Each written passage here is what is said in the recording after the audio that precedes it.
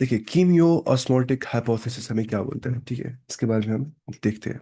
कीमियो osmotic hypothesis. देखिए, इसमें हमें ये पढ़ना है कि एटीपी कैसे बन जाता है, ठीक है।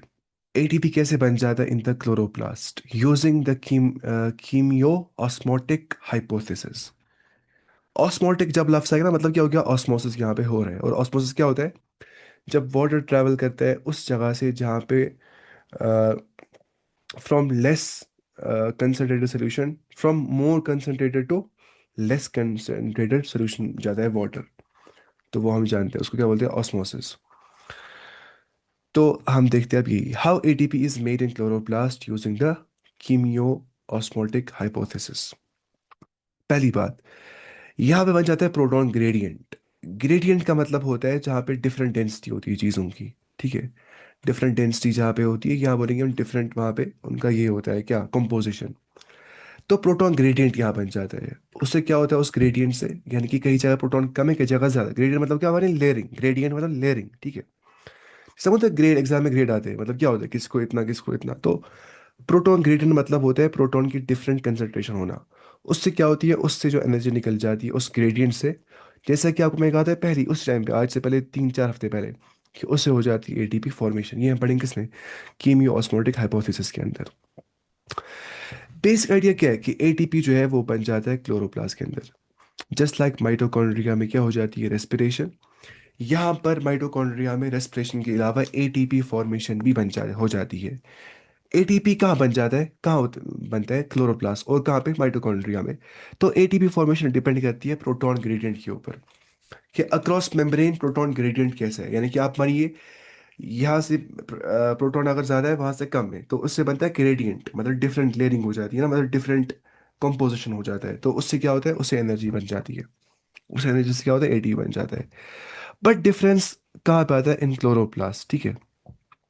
क्लोरोप्लास्ट में क्या होता है, प्रोटॉन्स कलेक्ट इनसाइड थैलेकॉइड। जो थैलेकॉइड होता है, मैंने रिकॉर्ड किया कि नहीं, हाँ, जो प्रोटॉन होता है, प्रोटॉन्स कलेक्ट इनसाइड थैलेकॉइड। जो थैलेकॉइड होता है, थैलेकॉइड, पूरा थैलेकॉइड, उसका जो ल्यूमिन होता है बीच में, उसका मेम्ब्रेन नहीं, ल्यूमिन जो होता है।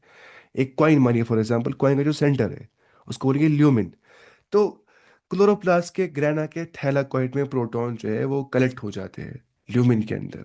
और जो माइटोकॉन्ड्रिया होता है, वहां पे जो है, उसके ल्यूमिन में नहीं प्रोटॉन होते हैं, बल्कि वो होते हैं collect in the inter membrane space, ठीक है। यानी पढ़ा था ना वो इंटर मेम्ब्रेन स्पेस, तो वहां पे प्रोटॉन्स होते हैं जमा।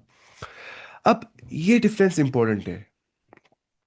Where does proton gradient come from, कैसे बन जाता है। देखिए, तीन यहाँ पे एनसीईआरटी समझाती है sources. Number one, splitting of water, यहाँ पे हो जाता है पहले, है ना। वाटर स्प्लिट होता है इनसाइड थैलेकॉइड ल्यूमिन, जैसे कि हम जानते हैं वहां पे होता है वाटर स्प्लिट ल्यूमिन के अंदर, थैलेकॉइड के। तो वाटर स्प्लिट होने के बाद क्या होता है, बनाते हैं इलेक्ट्रॉन्स और ऑक्सीजन और प्रोटॉन्स, है ना। जैसा कि हम जानते हैं ना, H2O फॉर एग्जाम्पल है, तो जाहिर सी बात है। तो these protons stay inside lumen, जो वहां पे रहते हैं, ठीक है। अब क्या होता है, हम कहा ना वहां पे NADPH प्लस H पॉजिटिव बन जाता है ना। तो जो ये प्रोटॉन्स यहाँ पे होते हैं, प्रोटॉन कंसंट्रेशन बढ़ रही होती है ल्यूमिन के अंदर, क्योंकि वहां पे होता है ना वाटर स्प्लिटिंग उसी ल्यूमिन के अंदर। तो इलेक्ट्रॉन ट्रांसपोर्ट चेन हेल्प करती है मूव इलेक्ट्रॉन को। लेकिन अब देखिए अच्छे से समझ रहे हैं, इलेक्ट्रॉन ट्रांसपोर्ट चेन जो होता है ना, ET या ATS, electron transport system. The electron accelerator doesn't just carry electron, it carries electron plus proton, है ना। ये इलेक्ट्रॉन और प्रोटॉन दोनों को कैरी करता है। इलेक्ट्रॉन जो जो होता है ना, इलेक्ट्रॉन एक्सेप्टर, वो सिर्फ नहीं करता है कैरी इलेक्ट्रॉन्स को, करते हैं कैरी इलेक्ट्रॉन को भी और प्रोटॉन को भी।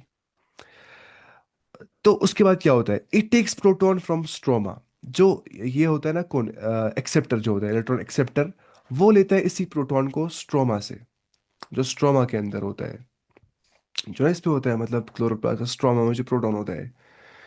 तो मूव्स अक्रॉस मेम्ब्रेन, ठीक है। तो उसके बाद ये इसको मूव करता है अक्रॉस मेम्ब्रेन और releases proton in the lumen. फिर घुसता है कहाँ पे, प्रोटॉन ल्यूमिन के अंदर होता है रिलीज। तो रिजल्ट क्या होता है, प्रोटॉन डिक्रीज करता है स्ट्रोमा के अंदर, बढ़ जाते हैं कहाँ पे, ल्यूमिन के अंदर। तो ऐसे होते हैं प्रोटॉन इंक्रीज कहाँ पे, ल्यूमिन के अंदर। तो बिकॉज ऑफ प्राइमरी एक्सेप्टर क्या होता है, ल्यूमिन में घुस रहे होते हैं प्रोटॉन, यहाँ पे बना होता है प्रोटॉन ग्रेडियंट, उससे क्या बनेगा बाद में एटीपी, है ना, इसको बोलते हैं कीमियो हाइपोथेसिस। फिर यहाँ पे हम देखेंगे बाद में, यहाँ बन जाता है NADPH। हम जानते हैं कि NADPH बन जाता है किससे, NADP रिडक्टेज से, क्योंकि NADP में होती है रिडक्शन, वहां पे होता है एडिशन ऑफ हाइड्रोजन, तो NADP प्लस H हो गया NADPH। तो लोकेटेड ऑन स्ट्रोमा साइड, जो NADPH की फॉर्मेशन होती है वो स्ट्रोमा के अंदर हो जाती है, कहाँ पे, स्ट्रोमा के अंदर। तो क्या बन जाता है NAD पॉजिटिव से NADPH, तो ये इलेक्ट्रॉन को ले लेता है। जब इसने इलेक्ट्रॉन ले लिया क्या बन जाएगा, neutral charge, NADP positive cut जाएगा। अब जब NADP पॉजिटिव कट गया ना यहाँ पे, फिर इसके बाद क्या हो जाएगा, NADP पॉजिटिव जब कट जाएगा स्टिल वहां पे बच जाएंगे, और क्या, NADPH फिर भी यहाँ पे आ गया, क्योंकि प्रोटॉन्स भी यहाँ पे था तो एक्स्ट्रा भी यहाँ बन जाता है ना, H भी आ गया, क्योंकि दो H से ना, एक प्लस H पॉजिटिव भी लिख सकते हैं अगर दो H लेंगे हम। तो these protons are taken from the stroma से लिए जाते हैं ये प्रोटॉन्स। उसके बाद रिजल्ट क्या बन जाता है, जो ये प्रोटॉन स्ट्रोमा से लिए गए, और जिन प्रोटॉन से क्या हो गया, स्ट्रोमा के साइड पे NADP पॉजिटिव के रिडक्शन में बन गया NADPH। तो इससे क्या होता है, even fewer protons in the stroma, और भी कम होते हैं प्रोटॉन स्ट्रोमा में, क्योंकि स्ट्रोमा में जो बचे कुछ प्रोटॉन्स थे वो भी ले रहा है कौन, NADPH रिडक्टेस एंजाइम, डाल रहा है वो किसको, NADPH को, NADP को बन रहा है वो क्या, NAD पॉजिटिव को बन रहा है वो NADPH, है ना। तो फाइनल रिजल्ट यहाँ पे हम देखें, ये तीन चीज यहाँ पे हो जाती है, तो ह्यूज प्रोटॉन डिफरेंस यहाँ पे इस वजह से आ जाता है। तो मतलब क्या होता है कि जो ल्यूमिन होता है, ल्यूमिन वहाँ पे होती है हाई H पॉजिटिव कंसेंट्रेशन। तो जैसा कि हम जानते हैं, जितना H पॉजिटिव कंसेंट्रेशन ज्यादा होगी वो एसिडिक होता है ना। मतलब पीएच मतलब क्या होता है, पीएच मतलब होता है ना कि कितनी टेंडेंसी है किसी चीज में कि वो अपने अंदर से हाइड्रोजन H पॉजिटिव आयंस निकाल रहा है। पीएच मतलब होता है कितनी टेंडेंसी किसी एक चीज में है कि वो अपने H पॉजिटिव आयंस को रिलीज कर रहा है। ठीक है। अब अगर कोई मतलब कम H पॉजिटिव आयंस रिलीज करता है, तो उसको हम क्या बोलते हैं, उसका पीएच कम है। मतलब मैं बोल रहा हूँ एस्टिक स्केल की अगर बात करते हैं, फ्रॉम 0 to 7 अगर बात करते हैं, फिर ना वहाँ OH रिलीज करते हैं। देखिए बेसिस क्या करते हैं, रिलीज OH आयन है ना, हाइड्रोक्सिल ग्रुप जो ये होते हैं वो H पॉजिटिव आयन करते हैं रिलीज, एसिड्स। तो अगर एसिड कर रहे हैं ज्यादा H पॉजिटिव आयन रिलीज, उसका पीएच ज्यादा होता है। पीएच ज्यादा का मतलब क्या होता है, वो लेस एसिडिक होता है ना। 7 क्या होता है, लेस एसिडिक। 1 क्या होता है, मोस्ट एसिडिक। 2 बहुत एसिड, ठीक ठीक ठाक। 4 कम एसिडिक। 5 है ना, इसमें कम होता है। तो यही बोल रहा है कि ल्यूमिन में जब बढ़ गया H पॉजिटिव आयन कंसेंट्रेशन, जाहिर सी बात है तो उसका पीएच कम हो जाएगा, वो बन जाएगा एसिडिक, लेकिन बहुत सारा एसिडिक, क्योंकि पीएच कम हो रहा है। और स्ट्रोमा जो होता है वहां पे, क्योंकि H पॉजिटिव आयन की कंसेंट्रेशन लो होती है, तो पीएच क्या हो जाएगा, हाई। यानी कि उतना एसिडिक वो नहीं बनेंगे कि वहां पे कम H पॉजिटिव आयन से।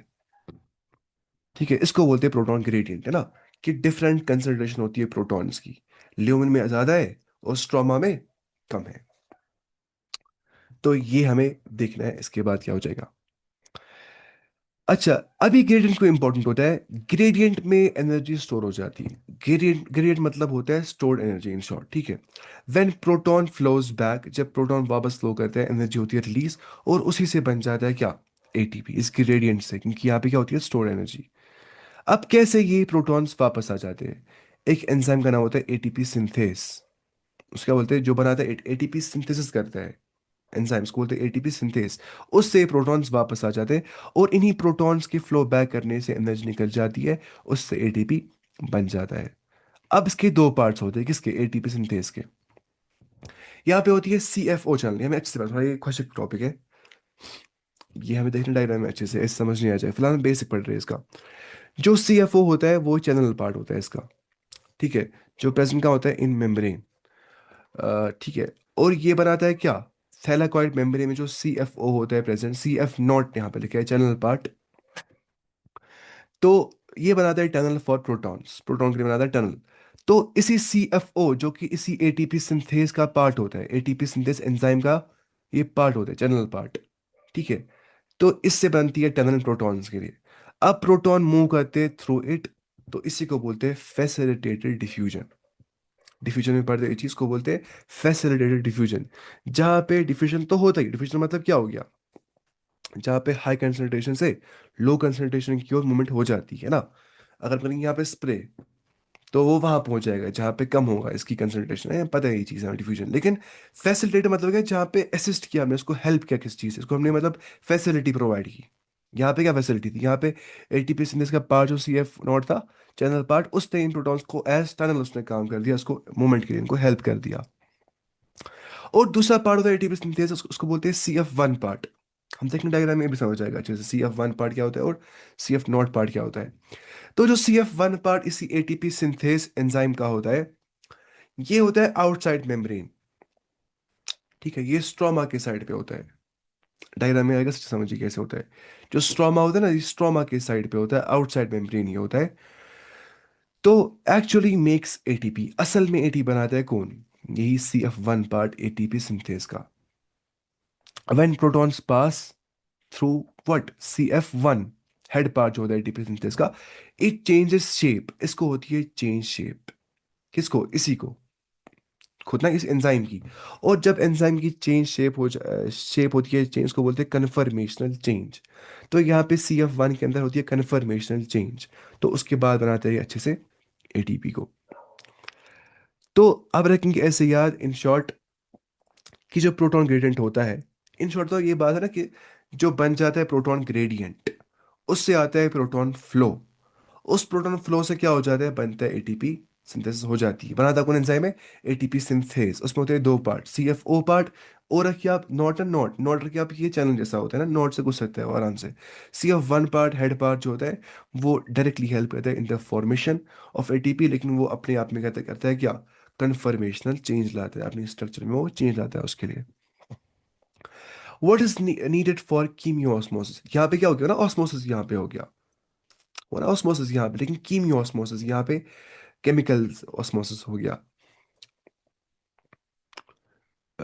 तो अब हम देखेंगे अच्छे से। अच्छा, बाद में एटीपी कैसे क्या हो जाता है finally, ATP ATP plus NADPH जो होते हैं बाद में, जो होते हैं प्रोडक्ट साइक्लिक फोटोफॉस्फोराइलेशन या जो होते हैं प्रोडक्ट इसके, एटीपी और एनएडीपीएच होते हैं product of non cyclic photophosphorylation. जो लेकिन साइक्लिक फोटोफॉस्फोराइलेशन ये वहां पे एनएडीपीएच नहीं बनता है, सिर्फ एटी बन जाता है वहां पे ना। तो used for CO two fixation के लिए हेल्प करते हैं ये। ठीक है, एटीपी और एनएडीपीएच कार्बन डाइऑक्साइड को फिक्स करने के लिए, फिक्सेशन मतलब होता है इसकी फॉर्मेशन, इसको करना है चेंज इनटू शुगर है ना। जो कार्बन होता है CO2, ये ना इनऑर्गेनिक कंपाउंड, यहाँ पे सीएच बॉन्ड है ही नहीं। इससे बनता है क्या, C6H और O6 ग्लूकोज, वो बनता है ऑर्गेनिक, वहां पे सीएच बॉन्ड आता है। तो कार्बन फिक्सेशन मतलब होता है जब इनऑर्गेनिक कार्बन डाइऑक्साइड होता है चेंज इनटू ऑर्गेनिक कार्बन, वो क्या होता है, कार्बोहाइड्रेट्स। तो होती है शुगर फॉर्मेशन, इसको बोलते हैं कैल्विन साइकिल, उसमें हो जाता है वो। तो अब देखेंगे एनसीईआरटी की लाइनिंग, देखिए कीमियो ऑस्मोटिक हाइपोथेसिस के बारे में देखते हैं। Let us now try and understand how actually ATP is synthesized in the chloroplast. ठीक है, the chemiosmotic hypothesis has been put forward to explain the mechanism, like in respiration, in photosynthesis too. ATP synthesis is linked, जैसे respiration के अंदर वैसे ही photosynthesis के अंदर भी क्या होता है, जो एटीपी सिंथेसिस होती है वो लिंक्ड होती है to development of proton gradient, यहाँ पे बन जाता है अक्रॉस मेम्ब्रेन के, जो बन जाता है। This time these are membranes of thylakoid. यहाँ पे जाहिर सी बात है, जो मेम्ब्रेन यहाँ पे बात करेंगे हम, क्योंकि हम बता कर रहे हैं बात रेस्पिरेशन की, हम कर रहे हैं बात किसकी, फोटोसिंथेसिस की। तो हम थैलाकॉइड की बात करते हैं, यानी कि हम क्लोरोप्लास्ट की बात करते हैं। तो देर इज वन डिफरेंस दो है, द प्रोटॉन एक्यूमुलेशन जो यहाँ पे होती है, the proton accumulation is towards the inside of the membrane हो जाती है। Inside of the membrane, thylakoid membrane क्या हो जाती है, प्रोटॉन की एक्यूमुलेशन, वो जमा हो जाते हैं। That is in the lumen के अंदर, जो सेंटर होता है यहाँ पे इसका ल्यूमेन, इसके मेम्ब्रेन के पास नहीं हो जाती है। ल्यूमेन ऑफ व्हाट, थैलाकॉइड, या बोलेंगे ऑफ ग्रेना, ऑफ क्लोरोप्लास्ट, या थैलाकॉइड बोलेंगे सीधे। In respiration protons accumulate in the intermembrane space. लेकिन इसके बरअक्स रेस्पिरेशन में जहां पर भी होती है क्या, एटीपी सिंथेसिस वहां पर भी हो जाती है, लेकिन वहां पे क्या हो जाता है, प्रोटॉन्स जो होते हैं वो जमा हो जाता है इंटरमेम्ब्रेन स्पेस ऑफ माइटोकॉन्ड्रिया के अंदर। यहाँ मत होता है intermembrane space of what, chloroplast, यहाँ पे होता है किसमें, यहाँ बोलेंगे इसमें ना, सॉरी थैलाकॉइड में। कहाँ पे होता है, ल्यूमिन ऑफ थैलाकॉइड, बात याद रखनी है। ल्यूमिन ऑफ थैलाकॉइड में प्रोटॉन एक्यूमुलेशन हो जाती है इन केस ऑफ फोटोसिंथेसिस। लेकिन इन केस ऑफ रेस्पिरेशन जो प्रोटॉन एक्यूमुलेशन हो जाती है, प्रोटॉन ग्रेडियंट जो प्रोटॉन एक्यूमुलेशन हो जाती है वो कहाँ पे होती है? In the inter membrane space, जो मेम्ब्रेन के दरमियान में स्पेस होती है। होता है ना वहाँ पे दो मेम्ब्रेन, वो डबल मेम्ब्रेन होता है ना, उसको बोलते हैं आउटर मेम्ब्रेन, इनर मेम्ब्रेन। ये हो गया मानिए बाहर का मेम्ब्रेन, ये हो गया अंदर का मेम्ब्रेन। बीच में क्या बच की जगह, इसको बोलते हैं इंटर मेम्ब्रेन स्पेस। माइटोकॉन्ड्रिया वहां पे होते हैं protons accumulate when electrons move through the etc. जाहिर सी बात है ना, जब इलेक्ट्रॉन होते हैं move through electron transport chain, तो हम जानते हैं कि वहां पे जो इलेक्ट्रॉन एक्सेप्टर होता है वो इनको भी लाता है अपने साथ, इनको एच पॉजिटिव आयंस को भी लाता है वो, तो वो भी यहाँ पे साथ में आ जाते हैं। एटीसी होती है दोनों जगहों पे, ठीक है। इलेक्ट्रॉन ट्रांसपोर्ट चेन जो होती है ना, ये होती है माइटोकॉन्ड्रिया में भी और क्लोरोप्लास्ट में भी। क्लोरोप्लास्ट पढ़ रहे थे ना हम अभी, अब पढ़ेंगे माइटोकॉन्ड्रिया का। शायद वो एनसीईआरटी ने खत्म कर दिया है, एनसीईआरटी ने टॉपिक्स, मैं जो रहा था नहीं एनसीईआरटी ना, इसमें टॉपिक्स बहुत सारे खत्म हो गए ना, बहुत सारे, बहुत कंपैक्ट हो गई है। पहले उतने शायद 300 साढ़े 300 पेज, आजकल 250 पेज एनसीईआरटी में खाली। Let us understand what causes the proton gradient across the membrane. कैसे बनता है क्या proton gradient? We need to consider again the process that takes place during the activation of electrons, and their activation of electron कैसे होती है? By light होते हैं वो emit, and their transport जो होता है with what? Cytochrome protein, to determine the steps that cause a protein gradient। हमें पहले देखना है ये चीज़ें कि कैसे होता है। नंबर एक बात हम जानते हैं, जो splitting of water molecule हो जाती है वो होती है on the inner side of membrane। Membrane के अंदर के साइड वाटर स्प्लिटिंग हो जाती है, यानी कि ल्यूमेन के अंदर ही होती है वाटर स्प्लिटिंग। अब जब वाटर स्प्लिटिंग यहाँ पे हो जाती है, द प्रोटॉन्स और hydrogen ions that are produced by the splitting of water जो हो जाते हैं ना, H2O फॉर एग्जाम्पल टूट गया, यहाँ से कितने निकलेंगे? H2 मतलब दो हाइड्रोजन, तो दो इलेक्ट्रॉन होंगे और दो प्रोटॉन यहाँ से निकलेंगे और एक ऑक्सीजन निकलेगा यहाँ पे। तो प्रोटॉन और क्या बोल रहा है, the proton hydrogen ions are produced by splitting of water. Accumulate कहाँ पे होते हैं? इसी ल्यूमेन के अंदर, क्योंकि वहां पे होती है water splitting of the thylakoid. Number एक पॉइंट अब से यहाँ पे समझ आया, ठीक है, ये पता है सब कुछ। साइटोक्रोम है ना वो प्रोटीन, साइटोक्रोम B6F इसको बोलते हैं, जो मतलब इलेक्ट्रॉन ट्रांसपोर्ट में हेल्प करता है। ये इसने बनाया यहाँ पे P680, यानी कि फोटो सिस्टम 2, क्योंकि फोटो सिस्टम 1 जो P700 को करता है वेवलेंथ एब्जॉर्ब, और लाइट यहाँ से आती है। और यहाँ पे हम जानते हैं PS1 में बन जाता है NADP से NADPH, यहाँ पे क्या हो जाती है? रिडक्शन। लेकिन हम जानते हैं कि ये हमने देखा था, लेकिन ये नॉन साइक्लिक फोटोफॉस्फोराइलेशन में जाते हैं, साइक्लिक में ऐसा नहीं बन जाते, वहाँ पे खाली ATP बन जाता है। बाकी हम देखेंगे अभी अच्छे से समझाएगा, ये प्लास्टिक को इन्होंने पढ़ना है ये सब कुछ। देखिए उसके बाद ये है ATP synthesis through chemiosmosis. Chemiosmosis मतलब क्या हो गया? जहाँ पे प्रोटॉन ग्रेडियंट से क्या होता है? Proton gradient across the membrane जो होता है, उसकी वजह से मूवमेंट ऑफ जो प्रोटॉन्स होती है, उससे जो एनर्जी बन जाती है because of the enzyme ATP synthase. उसके दो पार्ट्स हम देखेंगे अच्छे से, उसको बोलते हैं chemiosmosis. As electrons move through the photo system से जो मूव कर देते हैं, चाहे PS2 से या PS1 से, protons are transported across the membrane, है ना। उसके बाद this happens because the primary acceptor of electron जो होता है which is located towards the outer side of the membrane, होता नहीं, आउटर साइड ऑफ मेम्ब्रेन के ऊपर, ये लोग क्लोरोप्लास्ट से बाहर निकल जाते हैं, ठीक है, इलेक्ट्रॉन्स। आप क्या बोल रहे हैं कि this happens because the primary acceptor जो होता है इलेक्ट्रॉन का is located towards the outside of the membrane, transfers its electron not to an electron carrier but to hydrogen carrier जो होता है। जैसा कि हम जानते हैं जो होता है ना PS2, PS1 जो होता है वो ज्यादा होता है क्या? उसका होता है high redox potential. High redox potential उसका होता है, यानी कि वो ज्यादा एच करता है क्या? वो ज्यादा हाइड्रोजन गेन करता है, वो ज्यादा इलेक्ट्रॉन गेन करता है, वो होता है रिडक्शन।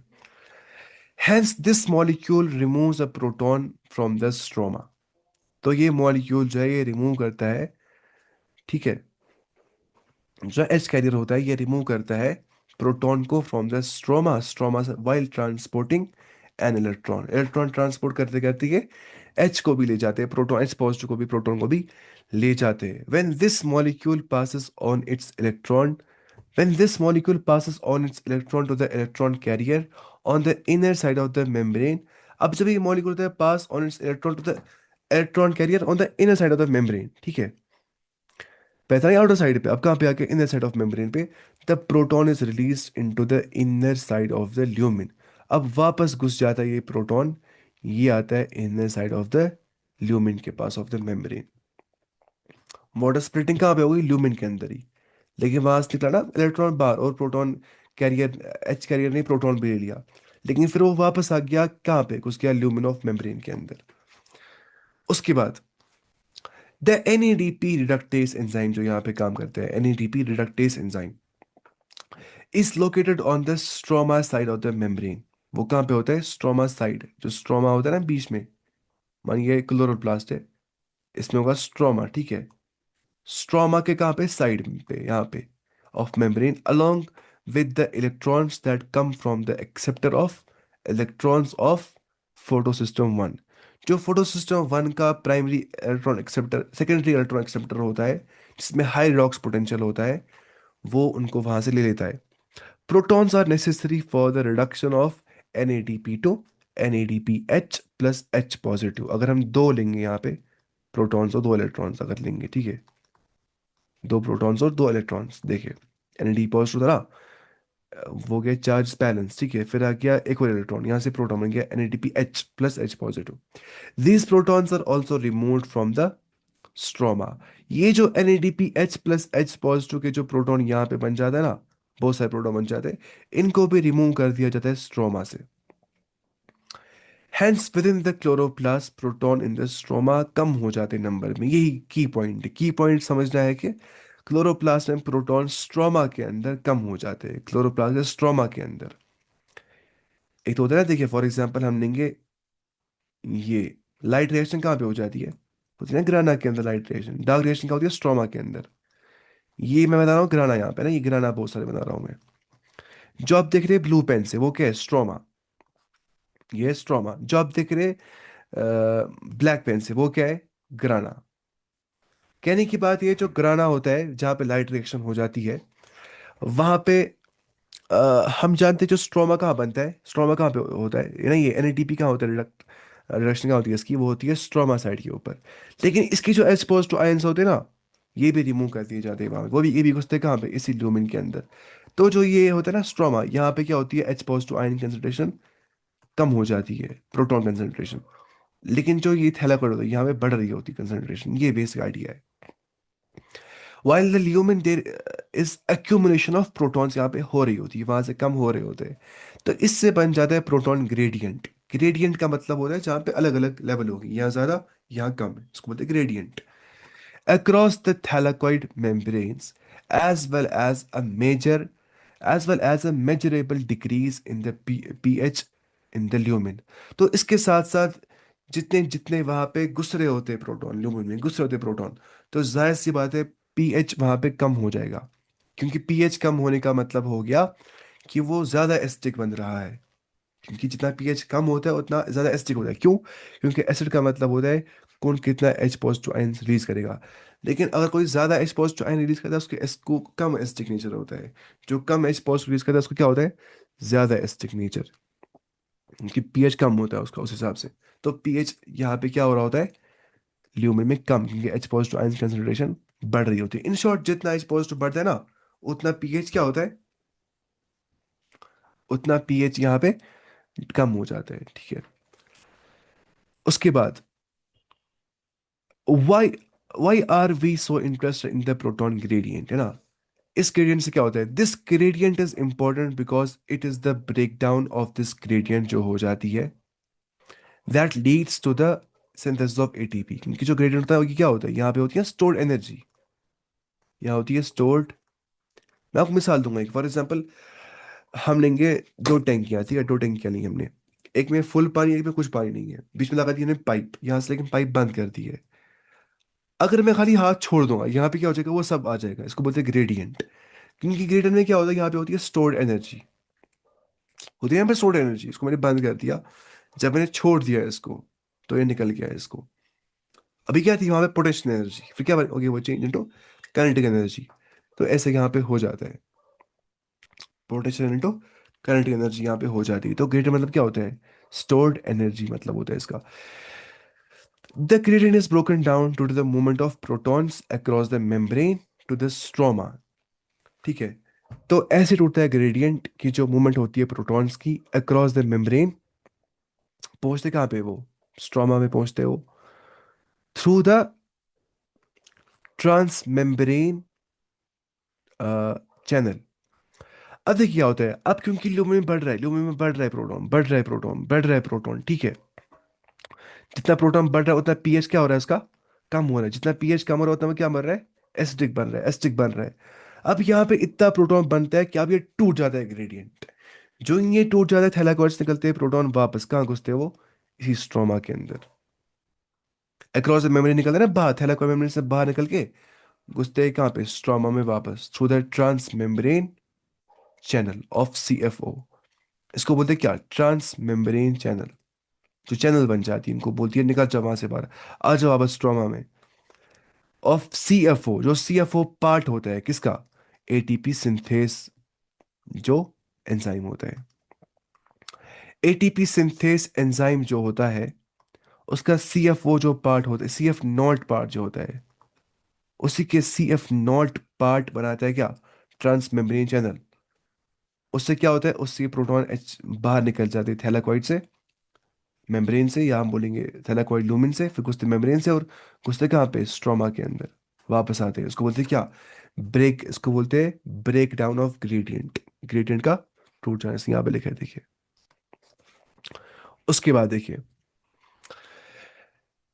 अब the ATP synthase enzyme consist of two parts यहाँ पे होते हैं। पहला पार्ट यहाँ पे होता है सीएफ नॉट पार्ट, ठीक है। और ये सीएफ नॉट पार्ट कहाँ पे आखिर होता है, ये जो एंजाइम होता है, एंजाइम पार्ट होता है, ये होता है embedded in the thylakoid membrane. इसी थैलाकॉइड, आप मानिए ये ल्यूमिन है, ठीक है।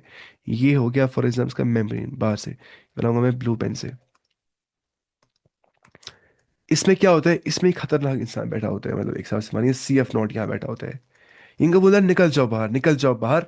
क्योंकि जो सी एफ नॉट होता है ये बनाता है क्या है, ये बनाता है ट्रांस मेम्ब्रेन चैनल। क्या बनाता है ये, ट्रांस मेम्ब्रेन चैनल। मतलब क्या होता है, इनको बोलते हैं मेम्ब्रेन से बाहर निकल जाओ, मैं चैनल की तरह काम करता हूँ। अब रखिए इस नॉट से याद, ऐसे याद रहेगा आपको, ये ना नॉट, इस नॉट मतलब चैनल, इधर से घुस रहे प्रोटॉन, ठीक है।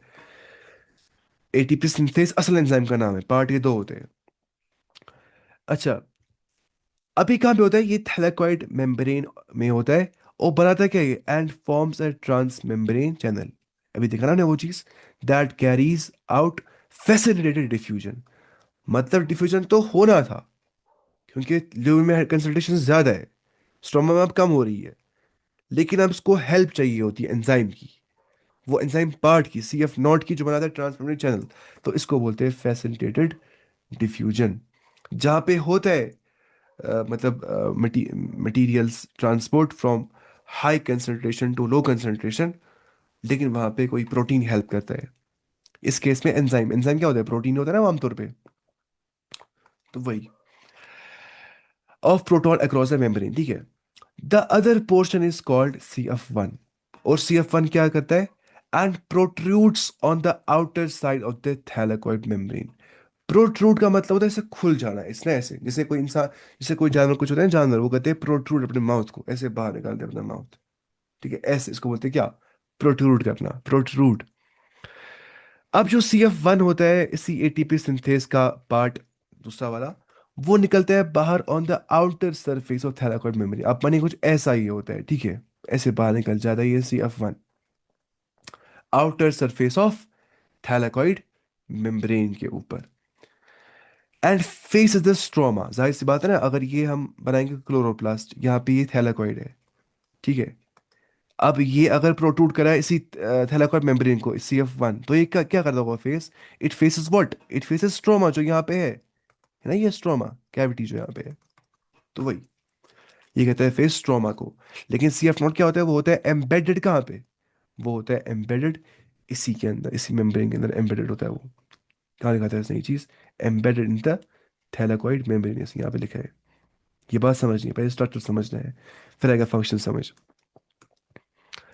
पता है अक्सर क्या गलती हो जाती है, मतलब एनाटमी में भी या मॉर्फोलॉजी में भी, हम करते काम, हम पढ़ते पहले ही फंक्शन, फिर देते हैं स्ट्रक्चर। पहले पढ़ा होता है स्ट्रक्चर, वो दिखाता है खुद ही फंक्शन है ना, कहाँ से कैसे काम हो जाएगा। तो पहले हम करेंगे फोकस स्ट्रक्चर के ऊपर कि जो CF1 होता है वो करता है फेस ट्रॉमा को, लेकिन जो CF0 होता है वो होता है एम्बेडेड कहाँ पे? थैलेकॉइड मेम्ब्रेन के अंदर। जो CF0 होता है वो बनाता है ट्रांस मेम्ब्रेन चैनल। उससे क्या होता है? उससे प्रोटॉन जो है वहां से चल जाते हैं, उनको उसको बोलते हैं फैसिलिटेटेड डिफ्यूजन। लेकिन जो CF1 होता है एटीपी सिंथेसिस का पार्ट, वो असल में क्या करता है? वो असल में करता है एटीपी सिंथेसिस, असल में वो कर रहा होता है। तो देखते हैं आप।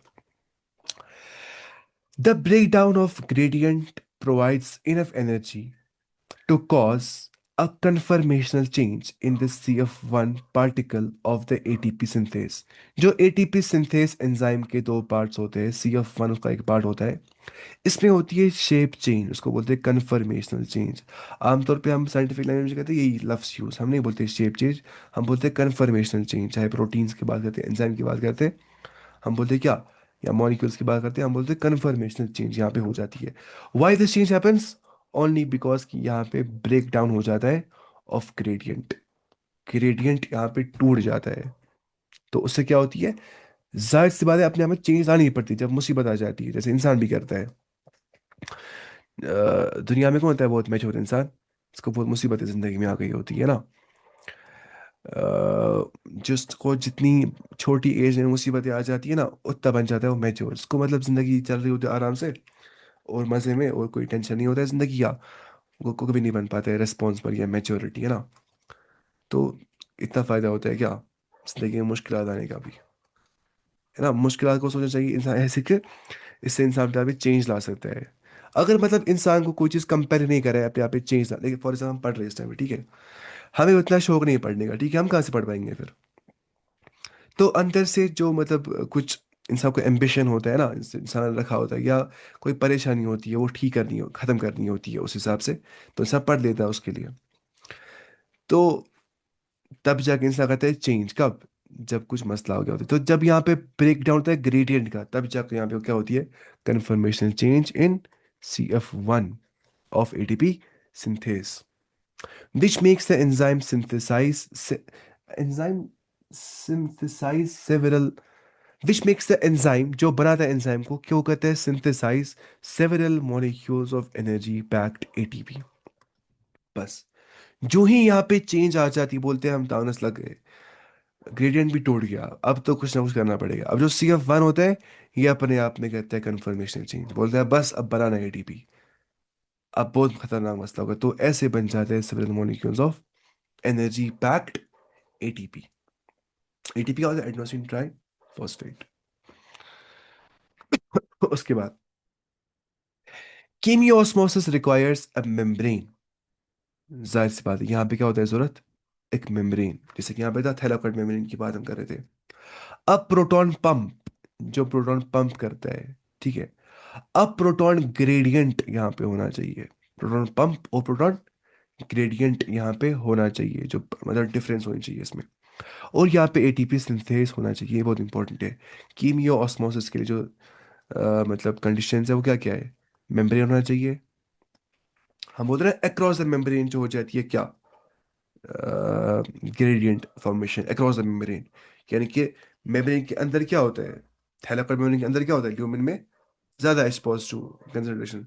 आउटसाइड मेम्ब्रेन क्या होती है, स्ट्रोमा के अंदर less concentration of H positive, तो इस ग्रेडियंट से क्या बनता है ATP। अच्छा, प्रोटॉन पंप क्या करते हैं? वो प्रोटॉन्स को मतलब चैनलाइज करते हैं, पंप करवा दें। जैसे यहाँ पे इतना एग्जाम्पल, वो कौन सी एग्जाम्पल दिया प्रोटॉन पंप की? ट्रांस मेम्ब्रेन चैनल यहाँ पे जो CF0 बनाता है, ठीक है, ये पंप करते हैं प्रोटॉन को आगे, धक्का देते हैं इनको। और प्रोटॉन ग्रेडियंट यहाँ पे होना चाहिए, और ATP सिंथेस एंजाइम यहाँ पे होना चाहिए। Energy is use to pump protons across a membrane. Energy यहाँ पे होती है यूज, तो एनर्जी डिपेंडेंट प्रोसेस ये होता है कि प्रोटॉन को पंप करना होता है अक्रॉस द मेम्ब्रेन। इसको क्या बोलते हैं? जिस डिफ्यूजन में एनर्जी लग जाती है ना, उसको बोलते हैं क्या, शाबाश, फैसिलिटेटेड डिफ्यूजन। जिस डिफ्यूजन में एनर्जी यहां से लग जाती है, पंप करना पड़ता है कुछ चीज़ों को, तो उसको बोलते हैं, लेकिन पंप करने के बाद टूट जाता है ग्रेडियंट, काम हो जाता है, उसको बोलते हैं क्या, फैसिलिटेटेड डिफ्यूजन, जो आमतौर पे एटी मतलब ये एंजाइम करवाता है, एटीपी सिंथेस यहाँ पे। अच्छा, टू क्रिएट अ ग्रेडियंट और a high concentration of protons within the thylakoid lumen. तो अब हम चाहते हैं कि ल्यूमेन में क्या होना चाहिए, to create energy is used to pump protons across membrane, ठीक है, टू क्रिएट अ ग्रेडियंट और high concentration of protons within thylakoid lumen. अगर हम चाहते हैं कि ल्यूमेन में क्या बढ़ जाए, ये ना, ये क्या इसको बोलते हैं, बढ़ जाए यहाँ पे प्रोटॉन्स, तो क्योंकि ल्यूमेन में प्रोटॉन्स बढ़ने के बाद ही बनता है ग्रेडियंट, थैलाकोइड ल्यूमेन में जब बढ़ गया स्ट्रॉमा में कम हो गया, पता ना, फिर ऐसी ग्रेडियंट। तो उसके लिए उसमें घुसाने के लिए वापस प्रोटॉन, हमें प्रोटॉन पंप की हाजत लगती है, यहाँ पे लगता है प्रोटॉन पंप इस जगह पे, ठीक है। ATP synthase has a channel, जैसा कि हमने कहा, वो क्या होती है, ये नहीं है प्रोटॉन पंप का एग्जांपल, ये नहीं, मैं आपको शायद गलती से वो सी एफ नॉट, इसकी एग्जांपल ये नहीं आती है प्रोटॉन पंप। ये होता है जब प्रोटॉन घुसाना होता है कहाँ पे, जब वो घुसाना होता है इसी ल्यूमिन के अंदर वापस, प्रोटॉन घुसाना होता है, तो उस टाइम पे हमें लगता है proton pump. This is not the example of first diffusion. वो हो गया ये वाली एग्जाम्पल, कौन सी वाली जिसने अब लिखी है, ATP synthase has a channel that allows diffusion of protons, है ना, back across the membrane। ATP synthase enzyme जो होता है वहां पे होती है क्या, चैनल जो बनाता है सी एफ नॉट पार्ट उसका, जो डिफ्यूजन करवाता है प्रोटॉन्स का back across the membrane. This releases enough energy to activate, तो इससे एनर्जी होती है रिलीज, इस चीज से, ठीक है, कि जब भाग रहे होते हैं अब वापस प्रोटॉन्स इसी चैनल से कहाँ, स्ट्रोमा की ओर, अब इससे बन जाती है एनर्जी, और उस एनर्जी होता है ना, मतलब ये ब्रेक डाउन हो जाता है किसका, ग्रेडियंट। तो उसी एनर्जी से क्या हो जाता है, वो करता है एक्टिवेट एटीपी सिंथेस एंजाइम को, इसी एनर्जी से होता है एक्टिवेट एटीपी सिंथेस एंजाइम। और जो ही एटीपी सिंथेस एंजाइम होता है एक्टिवेट, तो वो कहते हैं कैटेलाइज, किसको कहते हैं, रिएक्शन को स्पीड अप, बनाता है वो formation of ATP along with the NADPH produced by the movement of electrons। जैसा कि हम जानते हैं इलेक्ट्रॉन ट्रांसपोर्ट चेन में क्या बन जाता है, फोटोस्टॉम 1 पे वहाँ बन जाता है, in the non cyclic phosphorylation NADPH वहाँ पे बन जाता है। तो वो भी और एटीपी दोनों, the ATP will be use immediately by the biosynthetic reaction, जो भी हमारी बॉडी में होती है बायोकेमिकल या बायोसिंथेटिक रिएक्शन, वहाँ पे एटीपी इस्तेमाल हो जाता है, taking place in the stroma, ठीक है, जो स्ट्रोमा में होता है ना, एटीपी फॉर्मेशन का होती है स्ट्रोमा के अंदर, रिस्पॉन्सिबल फॉर फिक्सिंग CO2।